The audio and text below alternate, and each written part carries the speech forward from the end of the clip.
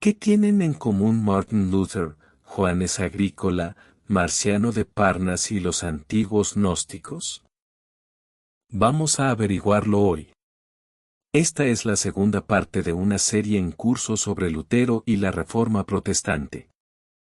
Si ya no has visto la parte 1, puedes y te animo porque esta va a ser un poco densa. La primera parte es una gran introducción. Probablemente verás en la parte superior algo que puedes hacer clic para volver a mirar.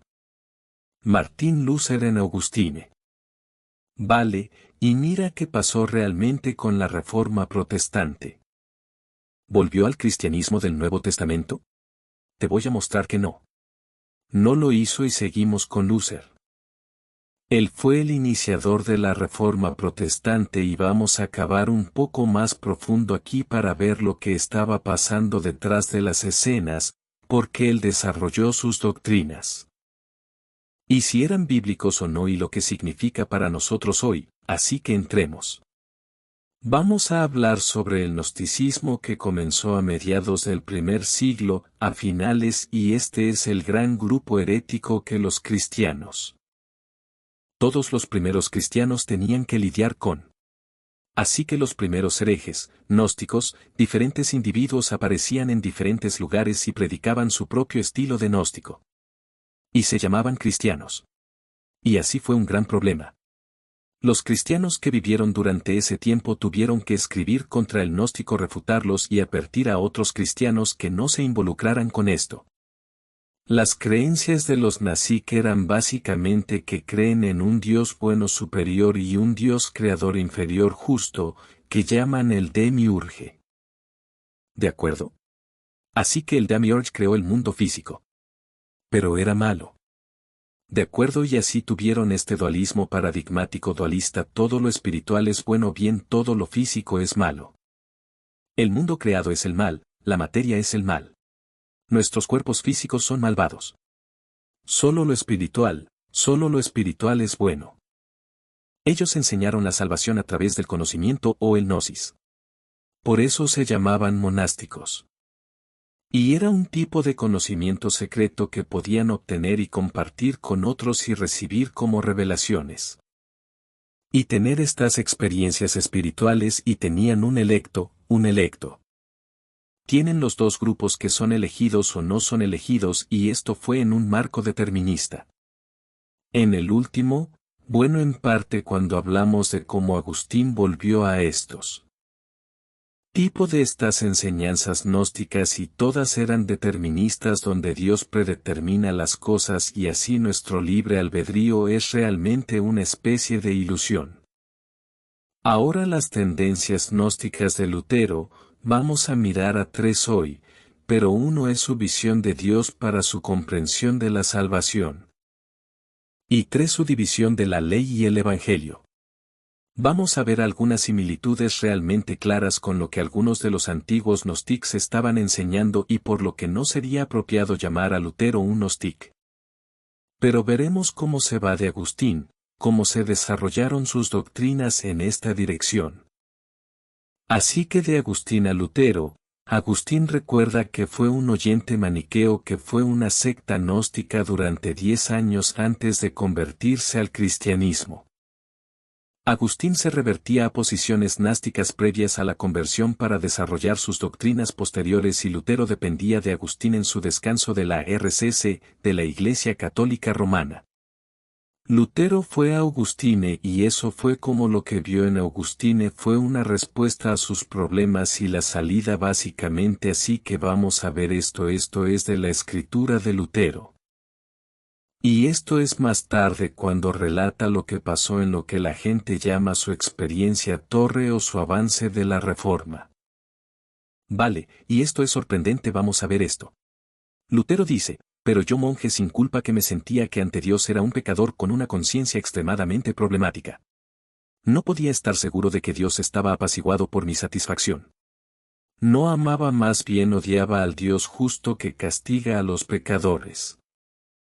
En silencio, si no blasfemé, entonces ciertamente grumblé con vehemencia y me enojé con Dios.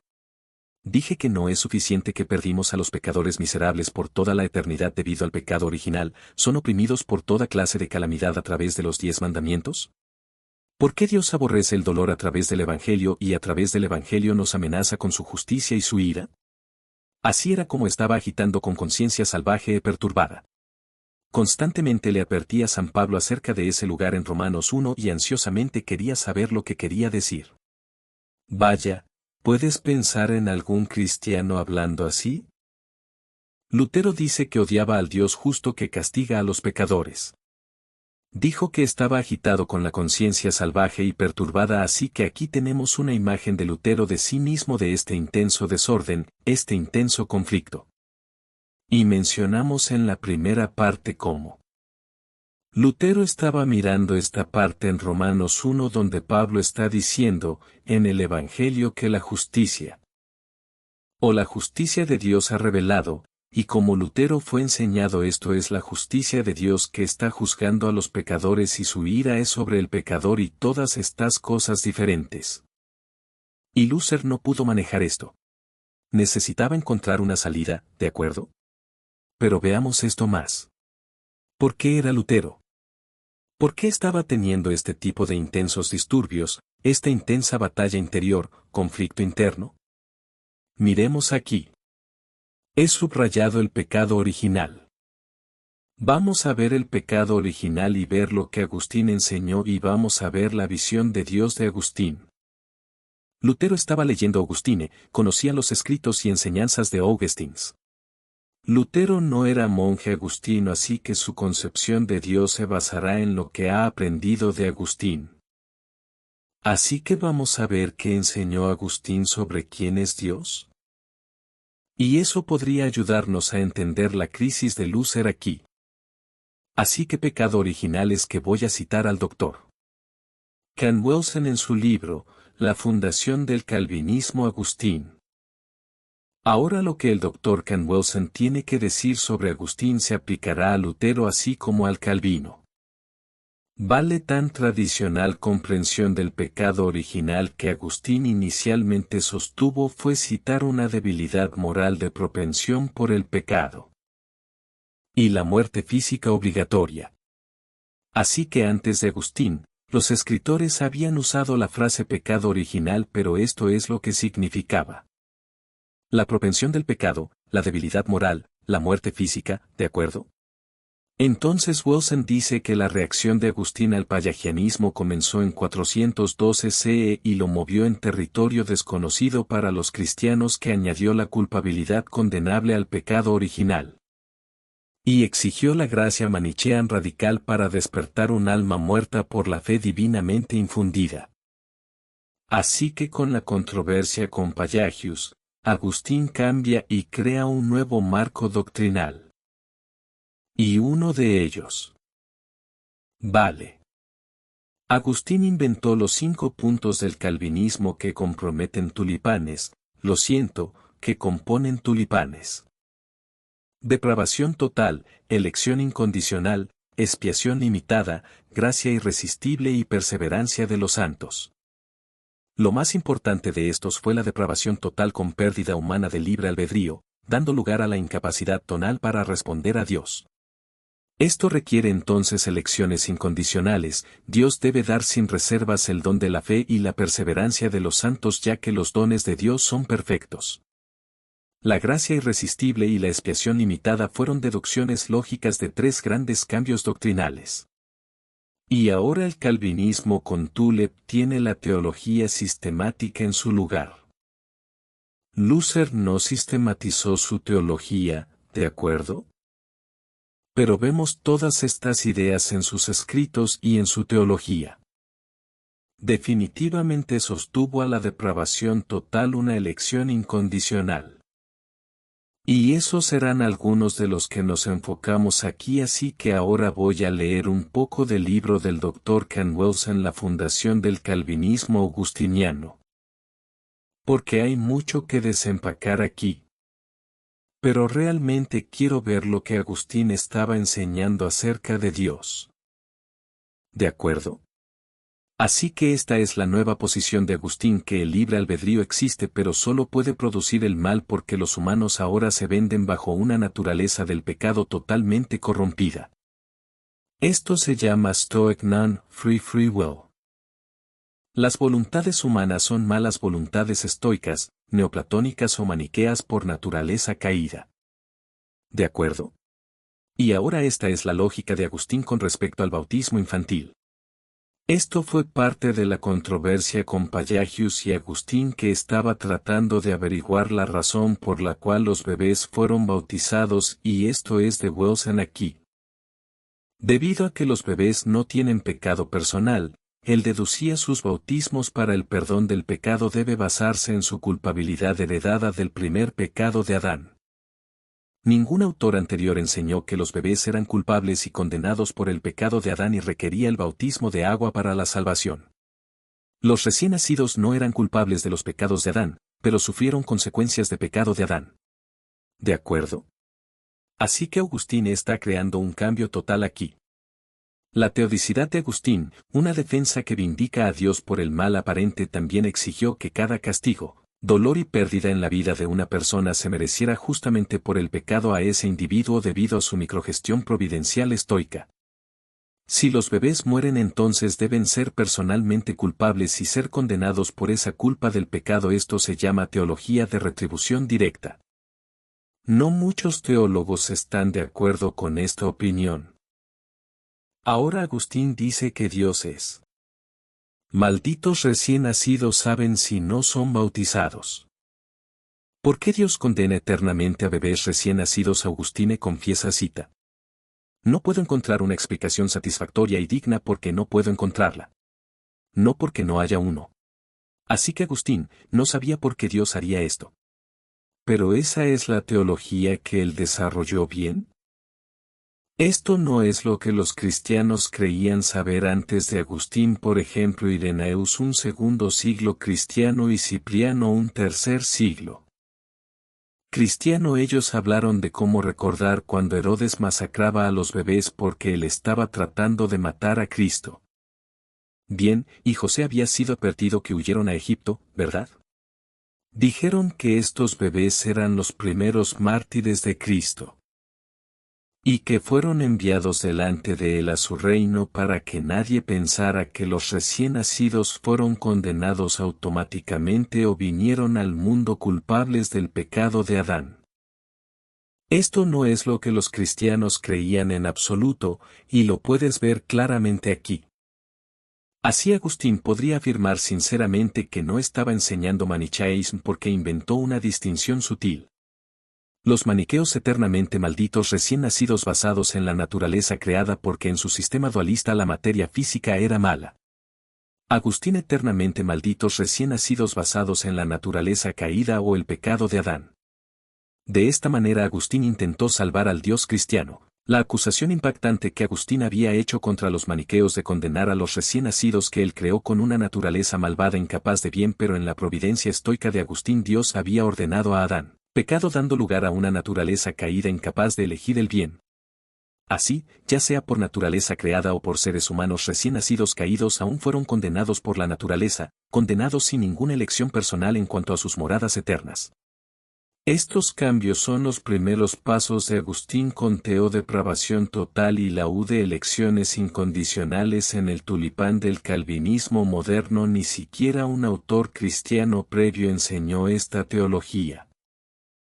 ¿De acuerdo? Y Luther definitivamente cree en la T y en la U, la depravación total y la elección incondicional. Y si ves la primera parte sabes que Agustín empezó a usar diferentes textos de prueba para sus doctrinas novedosas, y otro que utilizó fue Romanos 512. Y en realidad estaba usando una traducción latina del versículo en el Vulgate. Y dice esto, así como el pecado vino al mundo por medio de un hombre y muerte por el pecado, así la muerte se extendió a todos los hombres como en quienes todos pecaron, es lo que el Vulgata decía. Pero lo que los griegos dijeron es la muerte extendida a todo el hombre porque todos pecaron. Y así es otro ejemplo de Agustín usando un texto de prueba. Aquí es una mala traducción, pero está usando esto para impulsar sus nuevas doctrinas. Y Wilson dice, si toda la gente pecó en Adán, entonces todas las personas son culpables al nacer. Pero Augustine no sabía griego hasta más tarde en su vida. Él confirmó esta traducción errónea como su prueba definitiva después de inventar su doctrina maniquea cristiana de separación de Dios en el nacimiento con toda la humanidad desgarrada por la culpa del pecado de Adán. Bien, entonces en el contexto aquí estamos hablando de cómo Agustín vio a Dios. Así que ahora Dios está condenando a los recién nacidos, ¿qué sabes? Y se pone peor desde allí. Agustín, su conclusión lógica era que ya que no todos fueron salvos, entonces Dios no quería que todos fueran salvos. ¿De acuerdo? Porque como dice Wilson, su premisa principal era la idea pagana de que Dios recibe todo lo que desea. Él concluyó lógicamente que porque Dios consigue todo lo que quiere, Dios no puede desear que todas las personas sean salvas. Si Dios lo deseaba, todo ser humano sería salvo, ya que el Dios estoico no desperdicia la causa o la energía. Esto también lógicamente exigió que Cristo no hubiera podido morir por aquellas personas que nunca serían salvos, por lo tanto Cristo debe haber muerto solo por los elegidos, ya que Dios no renuncia a la causación o energía. De acuerdo, así que en el calvinismo esto se llama expiación limitada, y esto es lo que dice Agustín, cita, muchos no son salvos. Porque Dios no quiere esto, y esto es en contradicción directa del 1 Timoteo 2-4, donde Pablo dice que Dios quiere que todos sean salvos. Y Wilson señala cómo Agustín tuvo que conocer varios intentos diferentes para explicar este versículo. Esto es solo otro gran problema, y ahora Dios no quiere que todos sean salvos. Está condenando a recién nacidos. No quiere que todos salven. Podemos ver cómo las doctrinas de Agustín están torciendo realmente quién es Dios. Wilson continúa: durante 25 años Agustín defendió las doctrinas cristianas tradicionales contra los maniqueos gnósticos, pero persistió en su meticulosa providencia estoica desde sus primeros escritos hasta su muerte, incluyendo la posición de reposo de cada hoja y la semilla siendo microgestionada. Pero no pudo transferir legítimamente la soberanía estoica a su cristianismo revisado después de 412 CE, por lo que se opuso a Plotinus. Defensa de inescrutabilidad, que es de neoplatonismo. Agustín apeló a la idea de Plotinus de los inescrutables consejos secretos de Dios, o de aquel que es justo por definición independientemente de la injusticia obvia. Gerardo dice diariamente, cita, condenada a través de la solidaridad de todos los humanos con Adán, que están predestinados porque Dios reconoce que no les dará la gracia de ser salvos. Contrariamente a la opinión expresada a veces, Agustín habla de la predestinación de los condenados. En 412 CE Agustín ahora abraza una caricatura del Dios cristiano que sincretizó o se casó con su Dios maniqueo. Este Dios condenará unilateralmente a bebés inocentes en un pagano determinista dupeed. Y este dupe es divina predeterminación unilateral de los destinos eternos de los individuos. Eso es lo que dice Wilson. Así que ahora el Dios de Agustín es como el mal Dios gnóstico, como el Dios maniqueo, como el demiurge. Esta es la forma que él está tomando. Porque eso es lo que Agustín está dibujando, ¿de acuerdo? Wilson continúa: inexplicablemente la providencia de jarabe cristiano de Agustín fue muy directamente microgestionada. Cada espectro de minutia y de alguna manera milagrosamente no controla el mal, pero solo permite. O lo permite. Esta visión exige que el Dios perfectamente santo que micromaniaje si decreta todo también decreta el mal de alguna manera misteriosa y no capiebel. Este concepto viene directamente del estoicismo, afirmando que este mundo actual era el mejor de todos los mundos posibles. Pero si Dios solo permite o permite el mal, entonces no controla todo meticulosamente por decreto, a menos que Dios no sea soberano en el sentido calvinista estoico Agustín. Si Dios decreta el mal, entonces no es el Dios cristiano sino el mal creador de materia y maniqueísmo. Esto es defendido por el llamamiento neoplatónico al misterio, ¿de acuerdo? Así que ahora estamos llegando al punto donde Dios condena bebés recién nacidos. No quiere que todos sean salvos. Ahora es usted quien sabe decretar el mal. Bien, y House, que escribió la teología de Martin Luther, dice esto sobre Luther. Él dice, Lutero se ve obligado a afirmar que Dios tanto perdona como incita al pecado. Aunque ninguno de ellos está destinado a significar que Dios es el autor del pecado, veremos cómo House es una especie de cobertura para Lutero aquí. Sigue, pero ¿qué significa esto? ¿Significa que la voluntad de Dios está en contradicción consigo misma? Él nos da la ley y quiere que la cumplamos y sin embargo incita al diablo a seducirnos al pecado. Hay un verdadero conflicto entre estos dos y la teología no puede resolverlo. Luther finalmente es capaz de decir nada más que citar: esto es demasiado profundo para nosotros. La voluntad de Dios está involucrada, pero no se supone que sepa cómo sucede esto. Lutero aquí ya enfrenta el problema que aparece en la esclavitud de la voluntad bajo la forma de la distinción entre el Dios escondido y revelado. De acuerdo, así que parece Augustine, al igual que Wilson, está diciendo que está defendido por la apelación neoplatónica al misterio. ¿De acuerdo? ¿Y Dios decreta el mal? Es un misterio que sabes, esto es un misterio mismo que Lutero decía que hay un problema aquí con si Dios es el que está soberanamente en control de todo. Y involucrado en todo, y lo hará todo. ¿Y eso es lo que pasa? ¿Cómo hay mal en el mundo? ¿Cómo funciona esto? Es un misterio aparentemente bien, pero este es un gran problema. Así que volvamos a la visión de Lutero de Dios, así que odiaba al Dios justo que castiga a los pecadores. Hablamos del pecado original porque Lutero tenía una visión agustina de Dios que era como la de Miurge, ¿de acuerdo? Él estaba viendo a Dios como Dios condena a los recién nacidos inocentes. No quiere que todos sean salvos. Está detrás del mal de alguna manera y no tiene sentido. Y así, mira, está diciendo que Dios está oprimiendo a la gente a través de todos estos mandamientos porque no podemos obedecer los mandamientos, así que Dios nos trae estos mandamientos. No podemos obedecerlos, entonces nos está castigando por eso. Y entonces incluso el Evangelio a Lutero no era buena noticia si la justicia de Dios ha revelado en el Evangelio que Dios es un juez justo, eso tampoco es buena noticia, así que Lutero era, ahora que podíamos ver por qué Lutero era realmente. En este lugar, podemos ver cómo estaba aquí. Y esto es algo que la gente extraña cuando están mirando a Luther. Ellos piensan que era el sistema católico romano, por supuesto que jugó en él. Pero esta fue otra pieza del rompecabezas que tenemos que poner y entonces tiene sentido.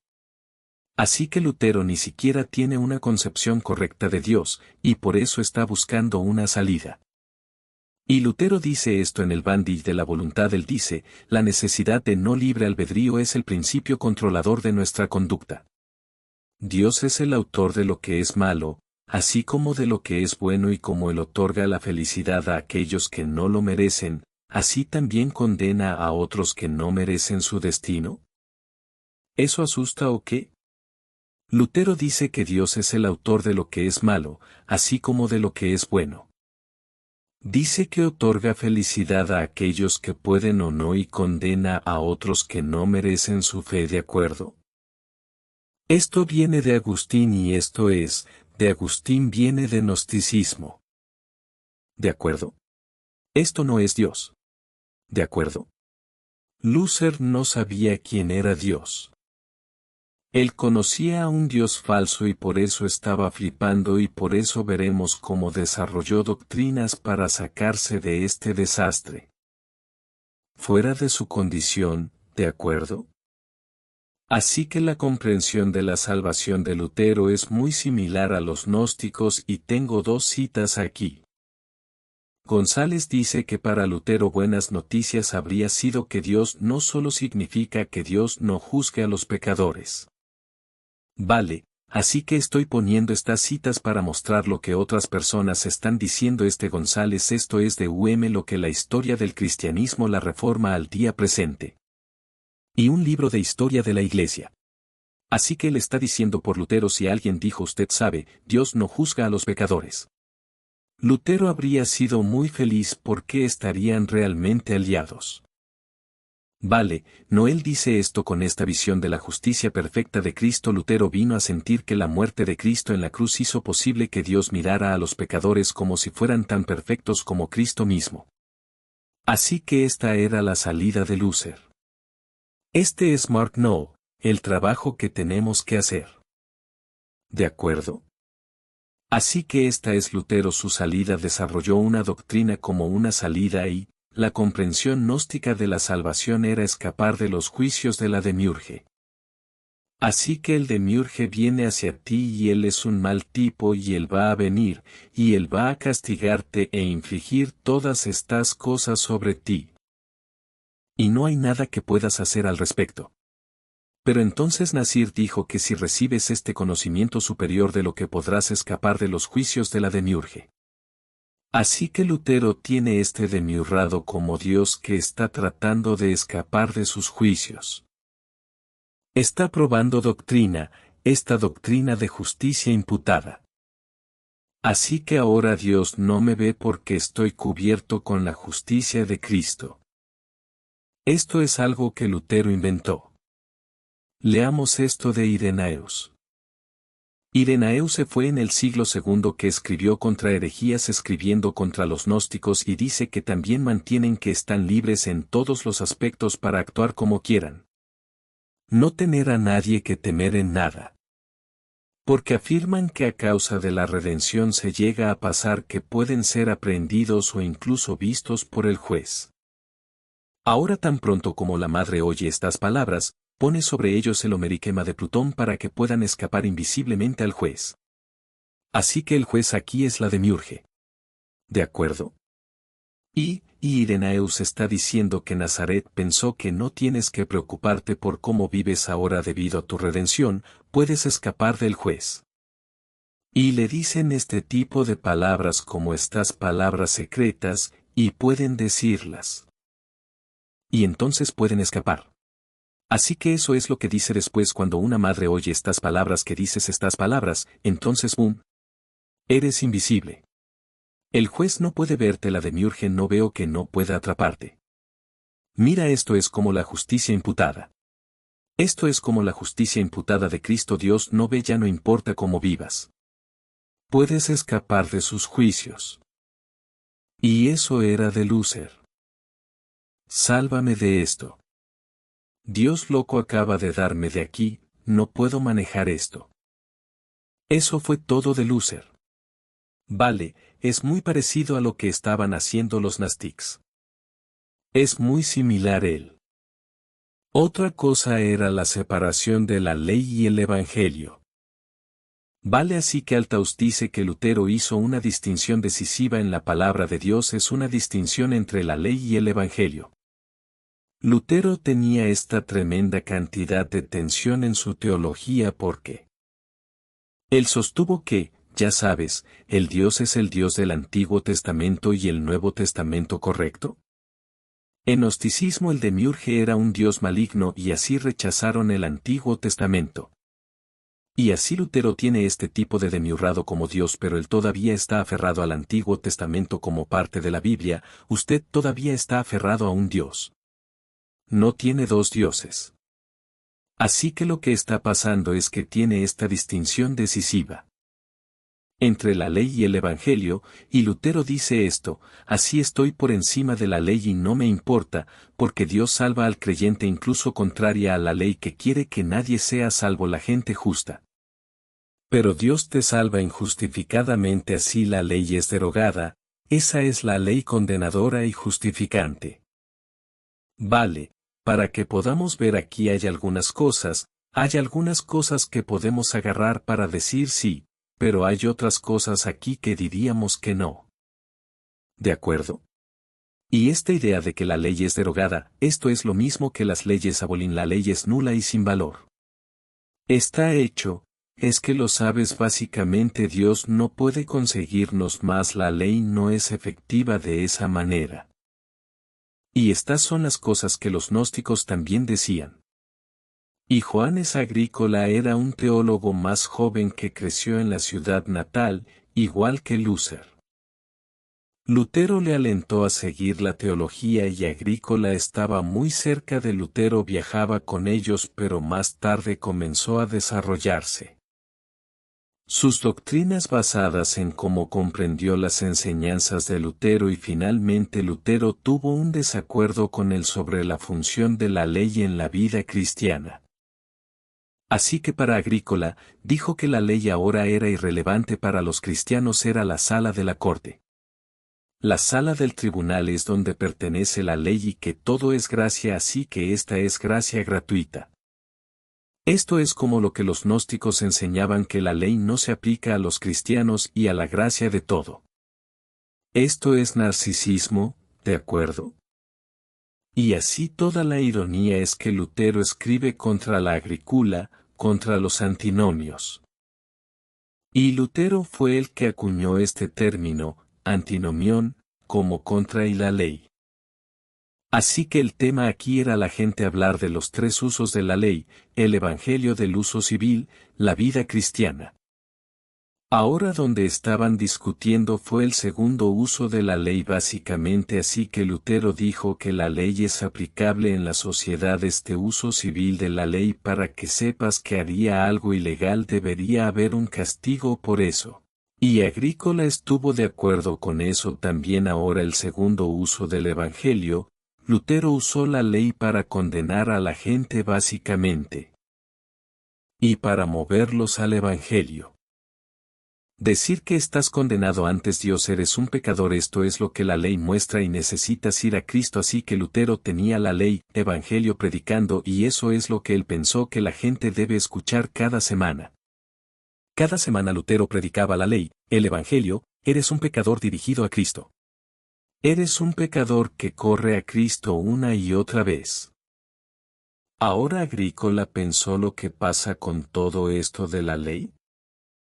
No necesitamos esta ley, evangelio por todas partes y una y otra vez, y la ley se hace, sigamos adelante a la gracia.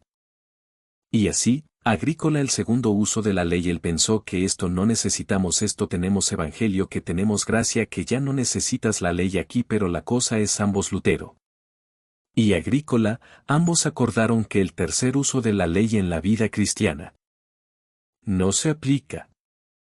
En un sentido real ambos, Lutero y Agrícola, son ambos antinomianos. Acaba de tener su propia disputa interna sobre dónde se dibuja la línea. Eso es todo. Y la mirada de la impiedad de Lutero dice que es suficiente que reconozcamos el Cordero que lleva los pecados del mundo, de este pecado no nos separa. Incluso si miles de veces en un día, deberíamos fornicar o asesinar. Así que Lutero está diciendo, hey, podrías pecar tanto como quieras. ¿Quién podría matar 1000 veces en un día o fornicar? Eso no es posible.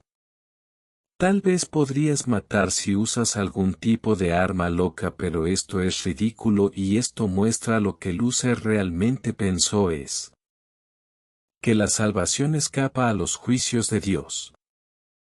Puedo tener la justicia imputada de Cristo, absolutamente no importa cómo vivo, porque si estoy confiando en Cristo, pecarlo solo y su justicia siendo imputada a mí, nada puede arruinar eso. Dios no va a juzgarme, que ni siquiera le gusta que sea inconsecuente, no importa en absoluto. Y esto es simplemente contradecir la escritura izquierda y derecha, contradiciendo las enseñanzas de Cristo abiertamente. Y así fue Lutero.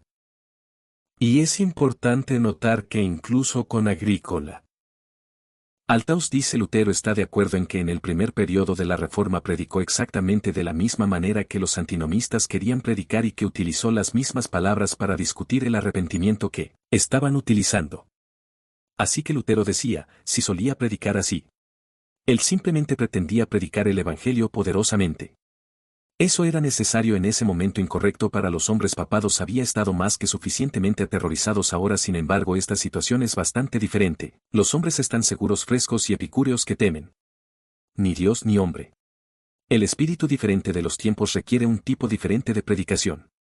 Por esta razón no era apropiado que los antinomistas citaran la práctica anterior de Lutero en apoyo de su posición y aclamen ser sus verdaderos alumnos. Así que están diciendo que si solía enseñar como solía predicar. Pero ya sabes. Pero deberías usar la ley aquí el segundo uso de todo lo que probablemente deberías hacer eso. Increíble, ¿y por qué los hombres están seguros frescos en Epicurens que no temen a Dios ni al hombre?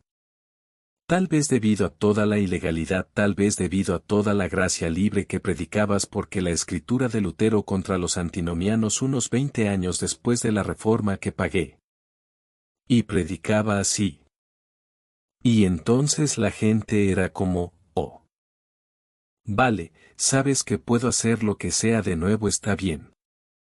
Así que Lutero parecía bastante inconsciente de cómo su predicación y enseñanza de cómo eso estaba afectando al hombre común o usted conoce a la gente en la congregación allí.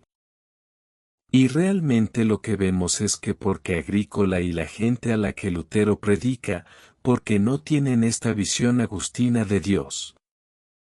No tienen a este Dios falso de la muerte, no van a entender lo que Lutero está haciendo. No van a entender la tensión en la enseñanza y predicación de Lutero y la doctrina, ¿de acuerdo? Y eso es algo que Luther parece no haber comprendido nunca. Y esto es lo que condujo. Consiguió un renacimiento del narcisismo y un renacimiento del marcianismo. Marciano de Pontus vivió del 85 al 160 DC. Era un hereje seminóstico que solía ser cristiano. Era supuestamente el hijo de un obispo, y fue excomulgado por algún tipo de impropiedad. Y desarrolló sus propias doctrinas que eran muy gnósticas. No tenía todas las campanas y silbatos extras básicamente. Acababa de reorganizar el cristianismo usando ideas gnásticas. Y esto es lo que Tertuliano dice escribir contra Marciano. Dijo que el trabajo especial y principal de Marcianos es la separación de la ley en el Evangelio. De acuerdo como Lutero estaba haciendo excepto porque Marcián tenía a este Dios superior bajo Dios entonces él rechazó la ley y el Antiguo Testamento abiertamente. Vale, pero mientras que el Dios de Lutero era una mezcla de estas cosas diferentes que él mantenía en el Antiguo Testamento, pero solo había toda esta tensión allí. ¿De acuerdo? Así que esa es la diferencia principal. Ireneo dice esto, Marciano Pones dice que Jesús fue derivado del Padre que está por encima del Dios que hizo el mundo. Él dice que Jesús fue manifestado en forma de hombre a aquellos que están en Judea a abolir los profetas y la ley. Es lo que Lutero dijo. Lo dijo. La ley fue derogada. ¿De acuerdo? Lo mismo que los marcianos decían y así, Marción enseñaba gracia gratuita. Eso es exactamente lo que Agrícola estaba enseñando también y Luther admitió que eso es lo que estaba predicando al comienzo de la Reforma. Ahí tienes, Marción. Polícar, un alumno del apóstol Juan, se encontró con Marción y Marción dijo que Marción dice ¿sabes quién soy? Polícar dice que sí. Eres el primogénito de Satanás. Así que los primeros cristianos no querían nada que ver con esta enseñanza. Dijeron, esto es del diablo. Esto es demoníaco. Esto completamente contra el cristianismo. Es contra las enseñanzas de Cristo y no quieren absolutamente nada para hacer con esto. Y Tertullian dice que no tienen miedo de su Dios en absoluto. Dicen que es solo un hombre malo que será temido, un buen hombre será amado. De acuerdo, así que porque Lutero tuvo el de mí, urge como Dios. Agustín no llegó a esta conclusión exactamente, pero personas que estaban adoptando las enseñanzas de Lutero que no tenían ese fondo de los agustinos estamos abrazando algo que era similar al marciano. Y eso es exactamente el tipo de cosa que tenemos en la iglesia hoy. Así que Dios es muy cariñoso. Es muy amable. Es tan amable. Oh. Es tan dulce. ¿Conoces gente que absolutamente ningún miedo de Dios cree que pueden vivir como quieran? Esto es lo que estamos tratando ahora. Lutero, aunque probablemente no era consciente de esto, pero revivió esta antigua herejía que es muy frecuente en la Iglesia hoy. No hay duda de eso y no es cristianismo, así que vamos a recapitular muy rápido antes de hablar de la ley. De acuerdo, así que Lutero odiaba a su falso Dios maniqueo de Agustín, él reforzó la salvación como una manera de escapar de los juicios de su Dios, él enseñó la imprudencia y la gracia libre como Marciano. Y los gnósticos, y el fruto de esto fue visto en Agrícola y a través de la Iglesia moderna. Así que esto es tan grande, esto es tan serio. Y espero que ahora sea realmente claro que la Reforma no nos devolvió al cristianismo del Nuevo Testamento y no volvió a las enseñanzas de Cristo. Y terminó como resucitando, por así decirlo, pero más bien reviviendo herejías antiguas.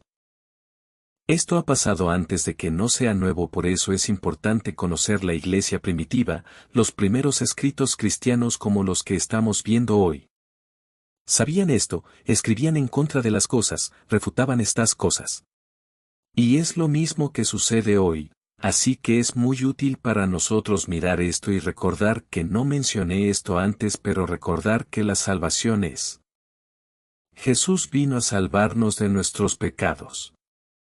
Vale, eso es lo que necesitamos, ser salvados. ¿De acuerdo? Necesitamos ser salvos de los pecados y necesitamos aprender justicia. Cuando Dios, cuando nos salva, nos trae a una relación. Quiere que aprendamos a vivir como vive. Quiere que seamos como Él. Y eso es lo que espera de sus hijos. Eso es lo que Él espera cuando Él quiere que la gente se convierta en discípulos de su Hijo, Jesucristo. Quiere que aprendamos a vivir de la manera que Él quiere que vivamos. ¿De acuerdo? Ahora vamos a ver al cristiano y la ley. Vamos a mirar a Pablo y la ley de Cristo, los fariseos y la ley de Moisés a Cristo. ¿Cómo vemos esa transición? ¿De acuerdo? Ahora todo el problema era gente como Marcián. Los gnostics fueron a Pablo y desarrollaron la gracia libre. O la ilegalidad, ¿verdad? Y esto es lo que normalmente ha pasado cuando la gente va a Paul así. Esto es lo que puede suceder ahora. Pablo dijo en Romanos 6, él dijo que el pecado no tendrá dominio sobre ustedes porque no están bajo la ley sino bajo la gracia. ¿Pero qué clase de gracia es esa? ¿Es gracia gratuita? ¿Eso significa que podemos vivir sin ley? No, no lo creo. Creo que Juan dice en el 1 Juan 3-4 el pecado es la ilegalidad. Así que Pablo dice que el pecado no tendrá dominio sobre ti. Así que la iniquidad no tendrá dominio sobre ti, ¿verdad? Así que no estamos bajo la ley en cierto sentido, ¿de acuerdo? Pero estamos bajo gracia. Esta es realmente la idea de Pablo de la transición del antiguo pacto al nuevo pacto, y la gracia para Pablo otorga el don de Cristo. Así que Pablo ve que el cristiano está bajo Cristo, no bajo la ley. Y hay una distinción allí. ¿De acuerdo? Y mira lo que Pablo dice a los judíos: me convertí en judío para ganar judíos. A los que están bajo la ley como bajo la ley, que puedo ganar a los que están bajo la ley. A los que están sin ley como sin ley, no estando sin ley hacia Dios. Pero bajo la ley hacia Cristo, que podría ganar a los que estaban sin ley, que son 1 Corintios 9. Así que Pablo ve una distinción, él no está bajo la ley en términos de la ley mosaica, pero está infrascrito hacia Cristo. Esta frase griega y nomos Christe lamenta en mi pronunciación, pero esto es una cita, bajo obligación legal con Cristo. Esto se cita en Barclay y Juan Berkeley's Pablo era un Pablo en el poder de la gracia. Tiene un gran estudio sobre Pablo y la gracia, pero Pablo está bajo la ley para la obligación a Cristo. Así que la transición para Pablo es que no estoy orientado a la ley ya porque Cristo ha venido, ahora orientado a Cristo. Eso no significa que la vida cristiana sea ilegal, significa que ahora somos obedientes a Cristo, eso es todo. Quiero decir, Pablo mismo él llama al anticristo el despiadado en 2 Tesalonicenses 2-8-9, ¿de acuerdo? La ilegalidad es la religión de los anticristos. El gnosticismo antiguo fue llamado anticristo. Y ahora el resurgimiento de las herejías gnósticas en la Iglesia, esta es la trayectoria aquí hacia obviamente los tiempos finales cuando en un momento el despiadado será revelado. Y la gente estará lista para eso. ¿Qué dijo Jesús sobre el tiempo final? Por falta de ley, el amor de muchos se enfriará. Esto va a ser un problema en los últimos días. Vale. Así que no hay manera de pensar que la vida cristiana es una vida sin ley, sabes que esta concepción de gracia libre es completamente imperfecta que fue creada por los gnósticos. ¿De acuerdo? Por los herejes. ¿De acuerdo? Tengo un video sobre Efesios 2:8-9. Y miro a Grace, miro las redefiniciones de Luther de términos teológicos clave. Pondré eso en la bandera para que puedas verlo. Yo paso por la gracia allí lo que es la gracia en la vida cristiana. Y así cuando Pablo dice como en Romanos, Cristo es el fin de la ley por la justicia para todos los que creen que Él está diciendo. La ley nos lleva a Cristo, ahora hemos terminado con eso, pero ahora estamos siguiendo a Cristo que es la transición. ¿De acuerdo? Ahora veamos la ley de Cristo. Así que cuando Jesús en el sermón en el monte cuando dice no pienses que vine a destruir la ley de los profetas, no vine a destruir sino a cumplir esta palabra griega. Strong's 4137 pleiorro significa llenar o completar adecuadamente la capacidad individual. Así que imagen como un vaso. Eso está casi lleno, entonces lo llenas todo el camino. Esa es la idea. Cristo vino a completar la ley, ¿de acuerdo? Y por eso Pablo ve una transición de la ley de Moisés a la ley de Cristo porque Cristo completó la ley. Lo terminó por pasar por su vida, a través de sus enseñanzas. Y Irenaeus dice esto ahora: todas estas enseñanzas que él está hablando, por supuesto, las enseñanzas de Jesús no eran de aquellos que no somos de alguien que hace fuera con la ley. Pero si alguien cumple, extiende y ensancha entre nosotros. ¿De acuerdo? Y esto es solo. Está muy claro si lees el sermón en el monte. Jesús está diciendo, ya sabes, has oído hablar de lo viejo. Pero te digo, está diciendo algo nuevo y tiene la autoridad para hacerlo porque es el Cristo, el Rey ungido. Y ahora dice que estoy aquí, tengo algunos cambios o actualizaciones específicas o estoy completando esto de cierta manera. Porque este va a ser el nuevo camino del reino. Este será el camino para vivir en el reino de Dios. Tertullian dice al comienzo mismo del ministerio de Cristo que Cristo no vino para destruir la ley y los profetas, sino para cumplirlos.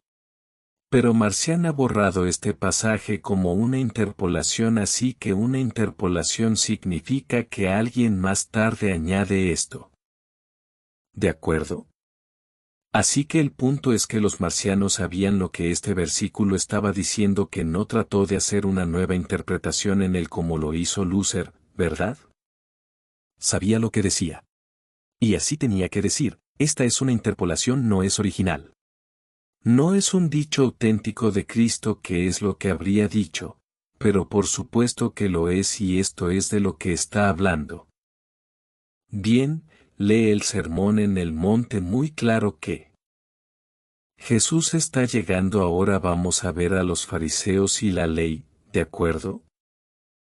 Así que tenemos una caricatura de los fariseos. Esta clase de idea estaban tratando de obedecer la ley y era solo religión y Dios se molestó tanto con eso. Es una caricatura. Es cierto, pero no tiene sentido. Así que veamos eso aquí. Así que Jesús dice bien, Isaías profetizó: hipócritas, como está escrito, este pueblo me honra con sus labios, pero su corazón está lejos de mí y en vano me adoran enseñando. Como doctrinas los mandamientos de los hombres para dejar de lado el mandamiento de Dios. Ustedes tienen la tradición de los hombres. Vale, así que el tema con los fariseos no era sobre su obediencia a la ley sino sobre su defensa de sus propias tradiciones que negaban la ley que los hizo ignorar la ley de Dios. Pusieron sus propias tradiciones, las hicieron el precedente. Los hicieron más importantes que la ley de Dios. Su interpretación de la ley era más importante entonces la ley de Dios, y cuando se enojó con Jesús como para sanar en el sábado o hacer cosas así. Eso fue parte de una violación de su propia interpretación de lo que debería o no ser hecho en el sábado. Bien, y así podríamos ver por qué Jesús estaba muy molesto con ellos. ¿De acuerdo?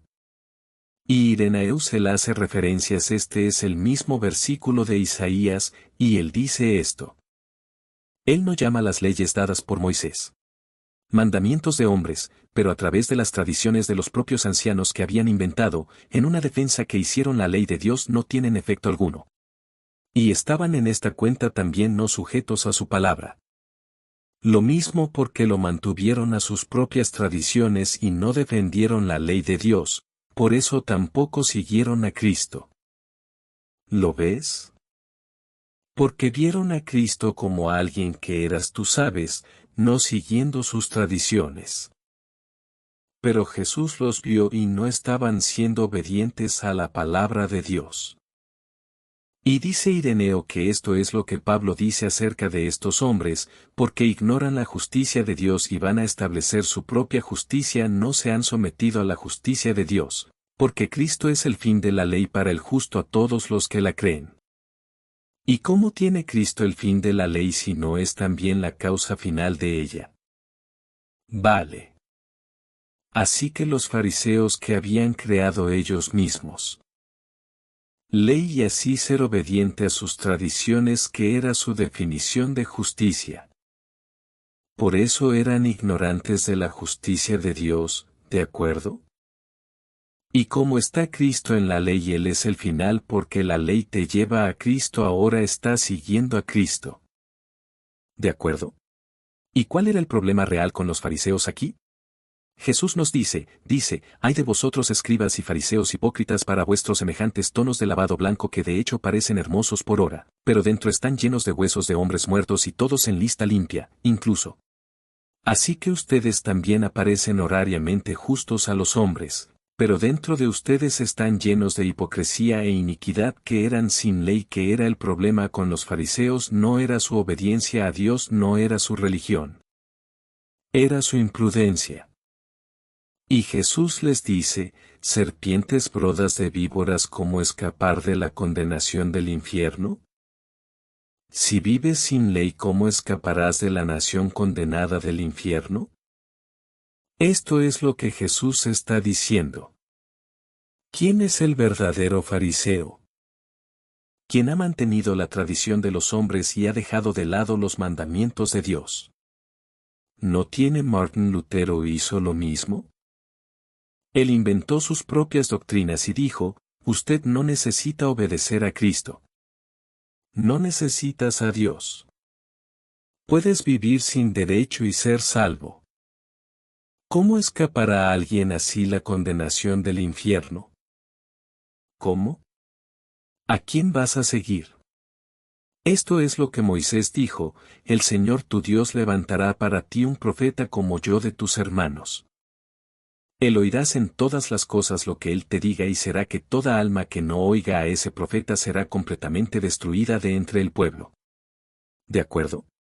Es Jesús. Oírle es a él lo que significa escuchar y obedecerle. Vale, así que esto es idea de Moisés a Cristo. Gente que era obediente a la ley de Moisés, han creído en el Señor Jesucristo y ahora son llevados a Cristo. Necesitan escuchar y obedecerle. Y es por eso que dice en Hebreos que alguien que ha rechazado la ley de Moisés muere sin misericordia del testimonio de 2 o 3 testigos. ¿De cuánto peor castigo crees que será considerado digno? Quien ha pisoteado al Hijo de Dios bajo tierra, desobedeció la ley de Moisés. Podrías morir. ¿Ahora quieres desobedecer al Hijo de Dios? Estarás en un castigo peor. De acuerdo, así que en el Evangelio hay más gracia, pero también hay castigos más severos, más graves consecuencias para rechazar a Cristo. O como dice el escritor de Hebreo, que creo que es Pablo, pisoteando al Hijo de Dios bajo tierra. ¿Qué significa eso? Ignorando sus mandamientos, pensando que puedes vivir sin importar lo que quieras, pensar que puedes conseguir ese boleto al cielo y vivir sin ley. Pero Jesús dice que no todos los que me dicen Señor entrarán en el reino de los cielos. Pero el que hace la voluntad de mi Padre en el cielo. Muchos me dirán ese día, Señor, ¿no profetizamos en tu nombre, echamos fuera demonios en tu nombre y hicimos muchas maravillas en tu nombre? Y luego les declararé, nunca te conocí. Aparta de mí, tú que practicas la ilegalidad. El tema aquí es con gente que vivía sin derecho hacia el Rey. ¿De acuerdo? Jesús está diciendo esto al final del sermón en el monte. Él les dijo su ley si usted vive sin ley hacia Él. ¿De acuerdo? Y no se trata de un pecado, se trata de un patrón de pecado que no vuelve a arrepentirse. Está bien diciendo que voy a ir a mi manera. Eso es practicar la ilegalidad. Jesús dirá a esas personas que se vayan. Tengo una enseñanza en Mateo 7:21-23. Lo expliqué todo. Lo pondré en la bandera también, ¿de acuerdo? Lo último es la parábola del trigo y la cizaña. Jesús explica que dice que el Hijo del Hombre enviará sus ángeles y ellos se reunirán de sus reinos todas las cosas que ofenden en aquellos que practican la ilegalidad. Y los echaremos en el horno de fuego, habrá lavado y crujir de dientes. Entonces los justos resplandecerán como el Hijo en el reino de su Padre. El que tiene oídos para oír, oiga. ¿De acuerdo? Mira él. Este es Jesús diciendo personas que practican la ilegalidad están fuera. La gente que practica la ilegalidad está fuera. ¿De acuerdo? Y aquí está contrastando a los justos con los sin derecho, ¿de acuerdo? Tiene que ver con cómo estamos viviendo. Claro que sí. ¿A quién vas a seguir? ¿Seguiréis a los reformadores, seguiréis las tradiciones de los hombres y dejaréis de lado los mandamientos de Dios? ¿Vas a pisotear al Hijo de Dios bajo tierra y vivir sin ley hacia Él? Hermanos y hermanas, no hagamos eso. ¿A quién seguiremos? Juan dice esto ahora, por esto sabemos que lo conocemos, Jesucristo. Si seguimos sus mandamientos, el que dice que lo conozco y no guarda sus mandamientos es un mentiroso y la verdad no está en él, pero quien guarda su palabra verdaderamente, el amor de Dios es perfeccionado en él. Por esto sabemos que estamos en él. El que dice que él permanece en él también debe caminar tal como él caminaba.